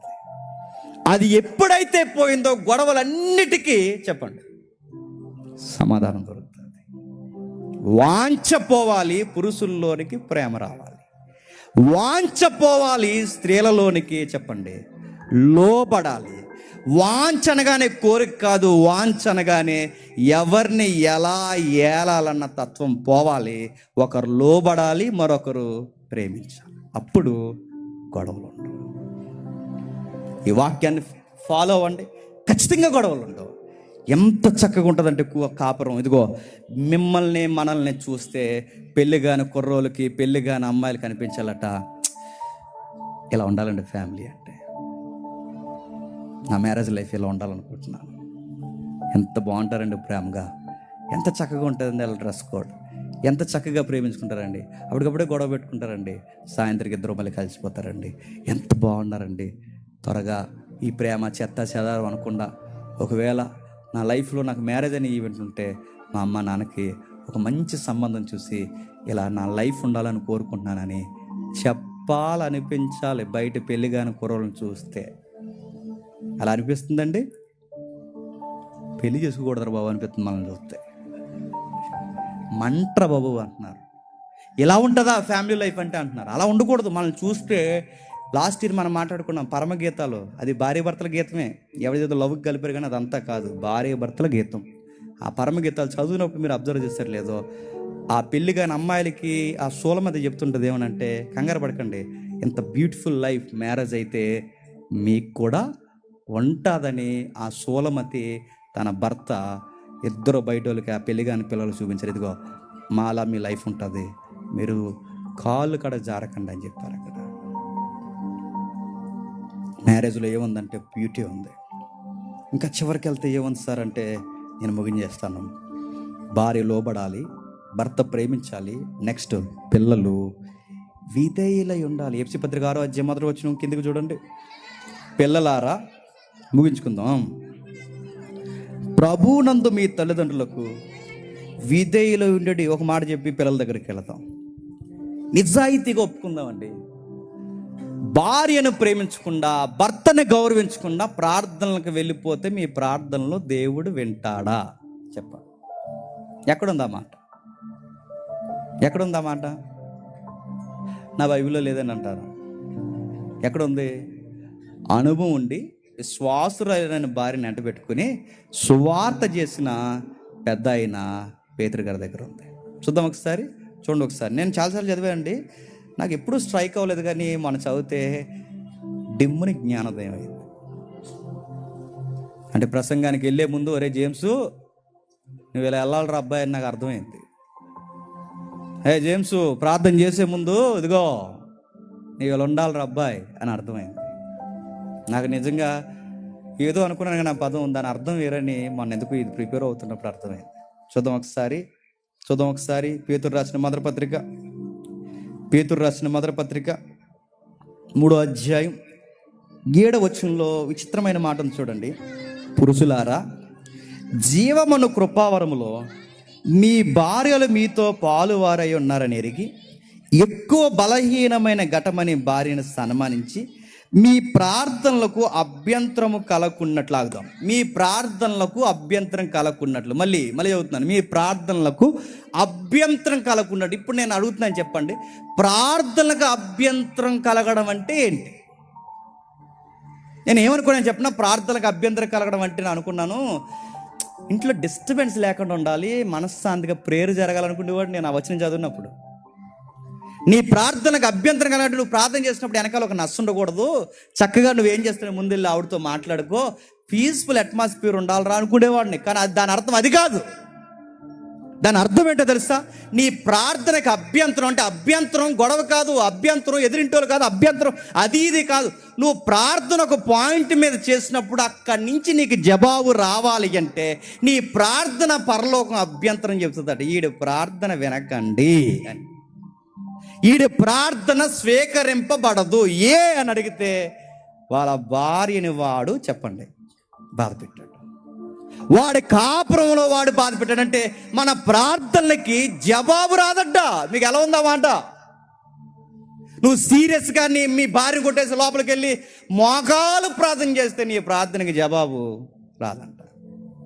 మనం చదువుతుంటే, నేను పక్కన చదువుకుంటున్నాను, మా పాప మా అమ్మాయి పక్కన పడుకుంటే నేను పక్కన బుక్స్ అన్నీ ఉంటే అక్కడ పక్కన కూర్చొని చదువుకున్నాడు. ఈ మాట చదివి ఈవిడ వైపు ఒకసారి చూసానండి, పక్కనే పడుకుని ఉంది, పక్కన మెలగుంది, కానీ చాలా డేంజర్ అనుకున్నాను. ఎందుకంటే నా ప్రార్థన ఎక్కడికి వెళ్ళవు, పరలోకం వెళ్ళవు. వెంటనే నా బైబిల్ పక్కన పెట్టాను. నాకు డైలీ ఒక అలవాటు ఉంటుంది, మీటింగ్ నుంచి వచ్చిన ఎక్కడికి వచ్చినా మోకాళ్ళు వేస్తాను, వాళ్ళిద్దరి మీద చేతులు వేస్తాను. దేవా, నీ పరిచర్యలో నీవు నాకు ఇచ్చిన 2 బహుమానాలు, వీళ్ళని నన్ను మరింత పరిచర్యలో వాడుకో. నా ప్రార్థన నాకు ఆటంకాలు ఎందుకో నాకు ఇప్పుడు చాలా స్పష్టంగా అర్థమైంది. తనను ప్రేమించడం నాకు నేర్పించు. నిజంగానే పురుషులు మనం సిగ్గుపడకుండా ఒప్పుకోవాల్సింది చెప్పిన, మనం ప్రేమించడం చెప్పండి రాదు. వాళ్ళు ఎక్స్పెక్ట్ చేసేది అదే, అది ప్రేమించడం రాదు. అన్న విషయం చెప్పిన, ప్రేమించకపోతే ఒక ఆజ్ఞ మనం దాటేస్తాం. నిన్ను వలే నీ పొరుగు వాడిని ప్రేమించు. నీ పొరుగు వాళ్ళన్న జాబితాలో ఎవరున్నారు చెప్పిన? నీ భార్య ఉంది, గుర్తుపెట్టుకో. నీ పొరుగు వాళ్ళన్న జాబితాలో నీ భార్య ఉంటే నువ్వు ఆజ్ఞను పాటించకుండా నువ్వు వెళ్ళి మోకాలేసి, ప్రభువా నా ప్రార్థనకి జవాబు ఇవ్వు ప్రభువా అంటే, నీ ప్రార్థనకు అభ్యంతరం అయ్యి నీ ప్రార్థనకి నేను జవాబు ఇవ్వనరా అని దేవుడు మౌనం అయిపోతాడట. ఈ మెసేజ్ అర్థమైతే, ఈ మెసేజ్ మీ బుర్రలకు ఎక్కితే సిగ్గు లేకుండా ఆవిడ దగ్గరికి వెళ్ళి చెప్పండి, సారీ చెప్పండి. ఎందుకంటే నువ్వు దేవునితో కనెక్ట్ అయి ఉండాలంటే నీ పొరుగు వాళ్ళతో కనెక్ట్ అయి ఉండాలి. ఆ పొరుగు వాళ్ళు నీ ముందున్నది ఎవరంటే నీ భార్య ఉంది, నీ భర్త ఉంది. ఇది ఎదురుకు వర్తిస్తుంది, గుర్తుపెట్టుకోండి. ఇది కనుక మీరు చేయకుండా మేము దేవుని సేవ సెమినార్లో తయారు చేసి టెంట్ల కాడ పీకేస్తామండి అంటే నేను పీకేస్తాడు, గుర్తుపెట్టుకో. మేము దేవుని సేవ చేస్తామండి, మా ఆవిడ మాత్రం ప్రేమిస్తుందంటే ఎవడ కావాలరా నీ బోర్డు పరిసరియా అని అడుగుతాడు. ముందు ఆవిడని ప్రేమించు. పిల్లలకి ధర్మశాస్త్రంలో ఒక మాట ఉందట, వచనం చదవండి, మొదటి వచనం 6వ అధ్యాయం ముగించేస్తుంది. పిల్లలారా, ప్రభువునందు మీ తల్లిదండ్రులకు విధేయులై ఉండుడి, ఇది ధర్మమే. మీకు మేలు కలిగినట్లు మీ తల్లిని తండ్రిని సన్మానించు. నేను ఎప్పుడో చెప్పాను, మళ్ళీ ఒకసారి చెప్పి నేను ముగిస్తాను. నరహత్య చెయ్యొద్దని ఒక ఆజ్ఞ ఉంది. చేయలేదనుకోండి ఏం జరుగుతుంది చెప్పండి? ఏమైనా వస్తుందండి? నరహత్య చేయలేదండి ఏమైనా వస్తుందా? మామూలుగా పరలోకం విషయంలో వదిలేయండి, భూమి మీద నరహత్య చేయలేదు ఏమైనా వస్తుందా? అంతేం కనబడదు. అబద్ధం ఆడొద్దు అన్నాడు, అబద్ధం ఆడలేదు, ఏమైనా వస్తుంది? ఇప్పుడు ఏమైనా ప్రాపర్టీ ఏమైనా వస్తుందా? రాదు. దొంగిలించొద్దు, దొంగిలించలేదు, ఏమైనా ప్రాపర్టీ వస్తుందా? ఈ ఆజ్ఞల ప్రతిఫలం కనబడుతుంది లేదో నాకు తెలియదు, కానీ మా జీవితం మాత్రం మనశ్శాంతిగా ఉండొచ్చేమో కానీ ఒక ఆజ్ఞ మాత్రం పాటిస్తే నీకు అన్నీ కలిసి వచ్చేస్తాయట. ఆ కలిసి వచ్చేది ఏంటి చెప్పండి? మీ తల్లిదండ్రులను చెప్పండి సన్మానించండి. చెప్పిన 10 ఆజ్ఞల్లో ఏ ఆజ్ఞ నీకు ప్రతిఫలం వస్తుందో తర్వాత విషయమేమో, కానీ అర్జెంటుగా చెప్పిన 10 ఆజ్ఞలు ఒక ఆజ్ఞ నువ్వు పాటిస్తే, ఇదిగో నీ తల్లిదండ్రులకు నువ్వు ప్రేమించి వారిని గౌరవించి, బాగా వినాలి, వారిని సన్మానిస్తే ఏముందో చెప్పండి, నీకు ఆయుస్సు బాగుంటుందట. నెక్స్ట్ నీకు మేలు జరుగుతుంది. నువ్వు చదువుకునే బిడ్డవైతే నీ చదువు వర్ధిల్లుతుందట. నువ్వు కష్టపడి ఉద్యోగం చేసుకుంటున్నవాడు అయితే నీ తల్లిదండ్రులని విధేయత చూపించి ప్రేమిస్తున్నావు కనుక నీ కష్టంలో ప్రతిఫలాలు వస్తాయట. తల్లిదండ్రులను ఇబ్బంది పెట్టిన వాడి కొడుకులు కూతుర్ల జీవితాలు చెప్పండి కొలాప్స్ అయిపోతాయట. గుర్తుపెట్టుకో, అది మెల్లగా కనబడే ఆజ్ఞ కాదు. అది నీ చదువు, నీ లైఫ్లో సక్సెస్ ఎందుకు అవ్వలేకపోతున్నాయి చెప్పనా? ఇంట్లో నీ వల్ల ఏమైనా మీ పేరెంట్స్ ఏడుస్తున్నారేమో చెక్ చేసుకో. జీవితం ఎదగలేవు, వాళ్ళగానే వెనకాల ఏడ్చారంటే వాళ్ళు ఏడకూడదు. సన్మానించడం పెద్ద సాల్వ తెచ్చి, సాయంత్రం వచ్చేటప్పుడు పొగోడి తెచ్చి, సాయంత్రం వచ్చేటప్పుడు వాళ్ళకి ఏది సన్మానించడం అంటే వాళ్ళకి ఇవ్వాల్సిన గౌరవాన్ని ఇవ్వు, ఇవ్వాల్సిన సమయాన్ని ఇవ్వు, వాళ్ళతో మాట్లాడు, ఆ గౌరవాన్ని చూపించు. వాళ్ళని ఎప్పుడు ఏమీ అనకో, ఎందుకంటే దేవుడు చెప్పాడు, వాళ్ళు నవ్వుతూ ఉంటేనే నీ లైఫ్ నవ్వుతూ ఉంటుంది. ఇప్పుడు చెప్తున్నాను, ఇది భార్య భర్తలోకి తీసుకురండి. ఇప్పుడు మీ ఇద్దరు పిల్లలైన మీకు పెళ్ళిళ్ళు అయినాయి. ఇప్పుడు అటువైపు తల్లిదండ్రులు ఉన్నారు, ఇటువైపు తల్లిదండ్రులు ఉన్నారు. ఈమె తల్లిదండ్రుల్ని ఈయన బాధ పెట్టినా, ఈయన తల్లిదండ్రుల్ని ఈవిడ బాధ పెట్టినా ఎవరి కాపురం కుదురుంటుందని చెప్పండి? మీకేది కలిసి రాదు. నేను చెప్తున్నాను, మీకు ఏది కలిసి రాదు. మీరు ఫైనాన్షియల్గా బాగోరు, హెల్త్ విషయంలో బాగోరు, మీ పిల్లల విషయంలో బాగోరు, ఏది బాగోదు. ఎందుకంటే మీ వెనకాల తలకాయల్ని మీరు ఏడిపిస్తున్నారు. పెంట అయిపోతాయి మీ కుటుంబం. సన్మానించండి. ఈమె తల్లిదండ్రులు ఆయన గౌరవించాలి, ఆయన తల్లిదండ్రులని వీళ్ళ గౌరవించాలి. ఒకవేళ వాళ్ళ నిర్ణయాలు బాగోకపోతే మీ ఇద్దరు మాట్లాడుకోవాలి. వద్దు, వాళ్ళ అన్ని విషయాలు ఇన్వాల్వ్ అవ్వకూడదు, జాగ్రత్త అని చెప్పుకోవాలి. మీరు కలిసి ఉండాలి. అంతేగాని వీళ్ళని బాధ పెట్టేలా, వాళ్ళని అనేసి వాళ్ళని బాధ పెట్టి, వీళ్ళ బాధ పెట్టి, వాళ్ళు మా ఇంటికి వచ్చారని మీ ఇంటికి రా, మీ ఇంటికి వచ్చి ఇలా షరతులు పెట్టుకున్నారనుకోండి, దేవుడు కూడా షరతు పెడతాడు. తల్లిదండ్రులను సన్మానించిన ఈ దంపతుల్ని, ఈ పిల్లల్ని నేను చెప్పండి దీవించినట్టు. కింద ఒక మాట అంతా ముగించేస్తాను. ఇది వాగ్దానములతో కూడిన, ఇదే సందర్భాన్ని కొలసీ పత్రికలో రాసే చూడండి, 3వ అధ్యాయం 21వ వచనం. 3వ అధ్యాయం 21వ వచనం. తండ్రులారా మీ పిల్లల మనసు కృంగకుండినట్లు వారికి కోపము పుట్టించకటి. పిల్లల మనసులు ఏమవుతాయట? భర్త ఎలా ఉండాలో తెలిసింది, భార్య ఎలా ఉండాలో తెలిసింది. ఇప్పుడు నెక్స్ట్ ఎవరు చెప్పండి? మనం ఎదగాలి అంటే తల్లిదండ్రులకు సన్మానించడం తెలిసింది. ఇప్పుడు మళ్ళీ పేరెంట్స్ చెప్తున్నాడు, మీ పిల్లల్ని కృంగనివ్వకండి. అంటే దాని అర్థం ఏంటో చెప్పనా? వాళ్ళకి ఇరిటేషన్ చేయకండి. పిల్లలకి అదో రకమైన మనసు ఉంటుందండి, చాలా త్వరగా అలా ఎప్పుడు వాళ్ళ బాడీలో వ్యక్తీకరిస్తుంటారు చూసారా, అంటుంటారు చూసారా. మా చిన్నపిల్ల ఉందా, నిన్న తనకు అడిగింది ఏమైనా ఇవ్వలేదు అనుకోండి, అలా బిగించేది. దీనికి ఈ లక్షణాలు ఎలా వచ్చినాయి అనుకుంటాను నేను. ఎలా బిగించే నడిచేస్తుంది గట్టిగా. అలా అదో రకంగా అయిపోతారన్నమాట. వాళ్ళు వద్దన్నది, బాగా వినండి, వాళ్ళకి వద్దన్నది వాళ్ళు చేయమన్నది మనం చేయకపోతే అదో రకంగా అయిపోతారు. అయితే మనమేమంటాం? ప్రార్థన చేయమంటాం, మనమేమంటాం హల్లెలూయా చెప్పమంటాం, మనమేమంటాం మోకాళ్ళు వేయమంటాం, మనమేమంటాం బైబిల్ చదవమంటాం. వాళ్ళకి ఎలా ఉంటుంది? ప్రార్థన చేయాలనిపిస్తుంది. వాళ్ళకి ఎలా ఉంటుంది? బైబిల్ చదవాలనిపిస్తుంది. మరి వాళ్ళు బైబిల్ చదవాలంటే, వాక్యం చదవాలంటే మనం సీరియస్ చెప్తాం, బైబిల్ చదవ అంటాం. చదువుతారా?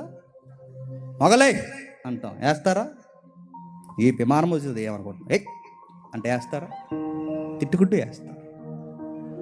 ఏడుస్తూ చేస్తారు, డిప్రెషన్లోకి వెళ్ళిపోతారు. మా నాన్న ఇంటి కూడా ఉంటే బుర్ర తింటాడండి బైబిల్ ప్రార్థన.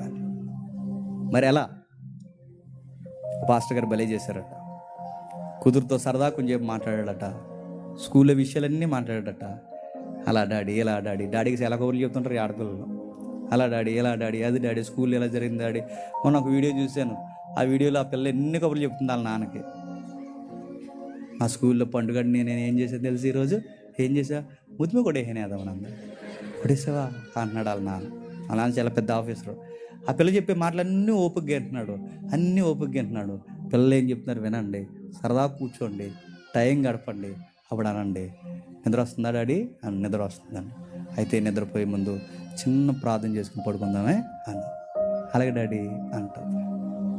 అలా కాకుండా హేయ్ పోతురా పడుకుని పరం చేయి అని అంటే చేస్తుందా?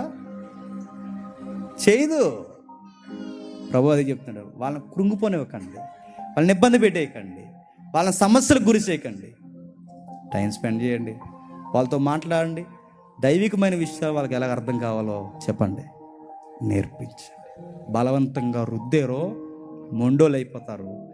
ప్రేమతో లోబడ్డం నేర్పించారో చెప్పండి, మీ పిల్లలు ఎదిగే సేవకులు అవుతారు. గుర్తుపెట్టు. ఫ్యామిలీ చెప్పండి, ఎలా హ్యాండిల్ చేయాలి సార్ అంటే చెప్పండి, ఎలా హ్యాండిల్ చేయాలి. ఇప్పుడు చెప్పంగా ఎలా హ్యాండిల్ చేయాలి. ఎలా నడిపించాలి సార్ అంటే ఎలా నడిపించాలి. మీ ఈగోలు తగ్గించుకోవాలి, మీ బడ్జెట్ విషయంలో మీకు క్లారిటీ ఉండాలి, ఒకరిని ప్రేమించాలి, మరొకరు లోబడాలి. పిల్లలకి అన్ని విషయముల్లో లోబడ్డం, ప్రేమ అంటే ఏంటో నేర్పిస్తే వాళ్ళ భవిష్యత్తు జాగ్రత్తగా ఎలా ఉండాలో వాళ్ళు నేర్చుకుని వాళ్ళు అనుకుంటారు, పెళ్ళైతే అచ్చు మా అమ్మ నాన్నలో ఉండాలి అని వాళ్ళు అనుకోవాలి. మా అమ్మ అంటే అమ్మని చూస్తే ఇంకా సంసారం ఏంటో అర్థమైపోవాలి ఆవిడకి, నాన్న చూస్తే ప్రేమించి మెయింటైన్ చేయడం అంటే ఏంటో అర్థమైపోవాలి వాళ్ళకి. మ్యారేజ్ చేసుకుంటే అచ్చు మా అమ్మ నాన్నలాగా ఉండాలి అనిపించాలి. అలా అనిపించాలంటే ఇప్పుడు చెప్పండి, ప్రభువుని బట్టి ఇది యుక్తమైనది. ఇవన్నీ ఎక్కడున్నాయి సార్ అంటే చివరిగా ఒక మాట చెప్తాను, మనకు ఒక రైట్ మోడల్ ఉన్నారు, ఆయనే ప్రభు అయిన యేసుక్రీస్తు. ఇప్పుడు చెప్పిన ఇవన్నీ లక్షణాలు ఎవరిలో ఉన్నాయి చెప్పండి. ఇప్పుడు మనం మాట్లాడుకునే లక్షణాలన్నీ ఎవరిలో ఉన్నాయి? ఇదిగో, లోబడ్డం అంటే ఏంటో తెలియాలంటే ఎవరిని చూడాలి? తండ్రికి ఎలా లోబడ్డాడో చూడండి. ప్రేమించడం అంటే ఎలాగో నేర్చుకోవాలంటే ఎవరిని చూడాలి? యేసుక్రీస్తు వారిని చూడండి, ప్రపంచాన్ని అలా ప్రేమించాడు. సన్మానించడం అంటే ఎలాగో ఆయన చూడండి, తనకన్నా తక్కువ వారైన తన శిష్యులు పాదాలు పట్టుకుని వాళ్ళని గౌరవించాడు. ఇంకా చెప్తున్నాను, విధేయత అంటే ఏంటో ఆయన చూడండి, తన తండ్రికి విధేయత, తన తల్లిదండ్రులకి, తనకన్నా తక్కువైన తన తల్లిదండ్రులకి విధేయత చూపించాడు. పిల్లలకి క్రమశిక్షణ అంటే ఏంటో ఆయన చూడండి, ఎంత క్రమశిక్షణ ఆయనలో కనబడుతుందో. నెక్స్ట్, బాధ ఉన్నా, ఇబ్బంది ఉన్నా, సమస్య ఉన్నా రోడ్డెక్కి గొడవాడకుండా విజ్ఞాపన ఎలా చేయాలో ఆయన చూడండి. ఇంత చదివేక పోలిక మనకు కనబడుతుంది. ఆ పోలికే ప్రభు అయిన యేసుక్రీస్తు వారిని ఫాలో అవ్వాలని ఒక సువార్త మనకి చెప్తుంది. అందుకే పత్రికల్లో పౌలు అంటాడు, నేను చెబుతున్నది భార్య కొరకు కాదు, నేను చెబుతున్నది భర్త కొరకు కాదు, నేను చెబుతున్నది సంసార గొడవలు కాదు, నేను చెబుతున్నది సంసారంలో సువార్త ఉందని చెబుతున్నాను అన్నాడు. అంటే క్రైస్తవ సంసారంలో యేసుక్రీస్తు వారు స్పష్టంగా కనబడాలన్నమాట. ఎవరో ఒక పాస్టర్ గారు అడిగారు, ఒక మాట చెప్పిన ముగిస్తాను. పాస్టర్ గారు, ఇప్పుడు నేను మా కాకినాడ చర్చిలో చెప్పానండి, ఈ వైలెన్స్ కోసం మాట్లాడుతూ డొమెస్టిక్ వైలెన్స్ అని దా టైటిల్ పెట్టాను. డొమెస్టిక్ వైలెన్స్ అంటే భార్య భర్తల మధ్య వచ్చే కొట్లాటలని చట్టంలో డొమెస్టిక్ వైలెన్స్ అంటారు దాన్ని. ఒక పాస్టర్ గారు ఆ బుక్లో ఎంత మంచిగా అడిగాడంటే, భర్తలను అడిగాడు అనమాట, ఎప్పుడైనా మీ భార్య కాలు పట్టుకున్నావా, అరికాళ్ళు పట్టుకున్నావా అని అడిగాడు. ఎలా ఉంటుందండి మనకి? ఏం బోడి ప్రసంగాలు అనుకోమండి మనం. కాలు పట్టుకోవడం ఏంటంటే, భర్త అయిన యేసుక్రీస్తు వారు తన శిష్యులు పాదాలు అనగా తన వధువు పాదాలు చెప్పండి పట్టుకున్నాడు. ఎందుకు? లవ్ హిమ్, ప్రేమ. తన భార్య అయిన సంఘం పాదాలు ఏం చేశాడట? పట్టుకున్నాడట. ఇప్పుడు పాదాలు పట్టుకున్నాడని ఎగ్జాక్ట్ ప్రాక్టికల్గా పాదాలుగా నడేసుకున్నారు కనుక అంటే అంతగా చెప్పండి తగ్గాలి. అందుకే మనకు రైట్ మోడల్ ఎవరు చెప్పండి? యేసుక్రీస్తు. ఏంటి ఎవరి దగ్గర తగ్గినా తగ్గకపోయినా పర్లేదు, కానీ ఒకరి దగ్గర మనం తగ్గాలి. చెప్పండి, ఎవరు చెప్పండి? నీ లైఫ్ పార్ట్నర్. భర్త దగ్గర నువ్వు తగ్గాలి, భార్య దగ్గర నువ్వు తగ్గాలి. నేను ఎలాగే ఉంటానంటే కాపురం ప్రపంచంలో ఎవడో బాగు చేయలేడు. మీరు తగ్గాలి. ఈ రెండు విషయాలు మీరు ఇది నేర్చుకోకుండా ఎవరిని మధ్యలో అటు పేరెంట్స్ని మీరు లాక్కొచ్చిన, ఇటు పేరెంట్స్ని మీరు లాక్కొచ్చిన, నేను మరలా చెప్తున్నాను, కాపురం పాడైపోద్ది. ఒకరోజు వాళ్ళ ఇంటికి వాళ్ళు వెళ్ళిపోతారు, మీ ఇంటికి మీరు వెళ్ళిపోతారు. కొన్ని సంవత్సరాల తర్వాత అర్థమవుద్ది, నా కాపురాన్ని నేనే పాడు చేసుకున్నాను అని. అది మీకు రాకూడదంటే గుర్తుపెట్టుకోండి, లోబడండి, ప్రేమించండి, సన్మానించండి. మీ ప్రార్థనలకు జవాబులు ఎత్తుక్కోండి, స్వీకరించండి. ప్రభువుని ఫాలో అవుదాం, కాపురాలని చెప్పండి, నిలబెట్టుకుందాం. దేవుడు మిమ్మల్ని దీవించును గాక. ఆమేన్. ప్రార్థన చేసుకుందాం. ప్రేమగల తండ్రి, కృపగల దేవ, విలువైన సంగతులు మాకు అందించారు. ఫ్యామిలీ ఎలా ఉండాలో తండ్రి ఆది కాండం నుంచి ఉంది దేవ. గొడవల ప్రారంభం ఏంటో మాకు అర్థమైంది. గొడవలు రాకుండా ఉండాలి అంటే ఆ వాంఛనే ఏలే తత్వాన్ని ఎలా తీసేయాలో మాకు అర్థమైంది తండ్రి. పుట్టించిన మీకే మూలాలు తెలుసు దేవా. ఆ వాంఛ అన్నది పోతే గాని, ఒకరినొకరు మృంగేలన్న స్వభావం తండ్రి పోతే గాని కాపురాలు బాగుపడు. అది పోవాలి అంటే అన్నిటికీ సమాధానం ఒకటే, లోబడాలి, ప్రేమించాలి. ఇంతకు మించిన అర్థం లేదు. మీరు పదే చెప్పారు తండ్రి. ఆడ మూర్ఖుడు, అది ఆమె మూర్ఖురాలన్న అన్నిటికీ సొల్యూషన్ ఒకటే తండ్రి, లోబడాలి. ఆ లోబడినప్పుడే ఆ తత్వం పోతుంది దేవా. అది మీరు స్పష్టంగా చెప్పిన క్రైస్తవ కుటుంబాలకి అర్థం కాకుండా ఈరోజు గొడవలు పెట్టుకుంటే వారి కాపురాలకి, వారి జీవితాలకి వారి ఉత్తరవాదులు. వారి బిడ్డలను దీవించండి, వారిని కట్టండి. ఒకవేళ దూరంగా ఉన్న భార్య భర్తలు ఎవరైనా తండ్రి సెమినార్కి వచ్చి ఉంటే వారిని కలపండి. ఈ యొక్క వర్తమానం తండ్రి వారి మధ్యలో నాటండి. వారి జీవితాన్ని అర్థవంతంగా మార్చుతండి, దీవిస్తారని కోరుతూ, బాప్టిజాలకు సిద్ధపడిన వారు ఎవరైనా ఉంటుందండి వారిని మరింత సిద్ధపరచుతండి. బాప్టిజాలు పొందని వారు ఎవరైనా ఉంటుందండి రాజ్యంలోనికి ఆహ్వానిస్తున్నారని తండ్రి వారిని నిలబడి ఈ చివరి రోజు తండ్రి విలువైన మాటలు తండ్రి మరొకసారి సాయంకాలం వరకు కూడా మాతో మాట్లాడతారని కోరుతూ అందరినీ మీ చేతులకు అప్పగిస్తూ క్రీస్తున్నామని ప్రార్థన సమర్పిస్తున్నాం తండ్రి. ఆమేన్, ఆమేన్, ఆమేన్. సరే.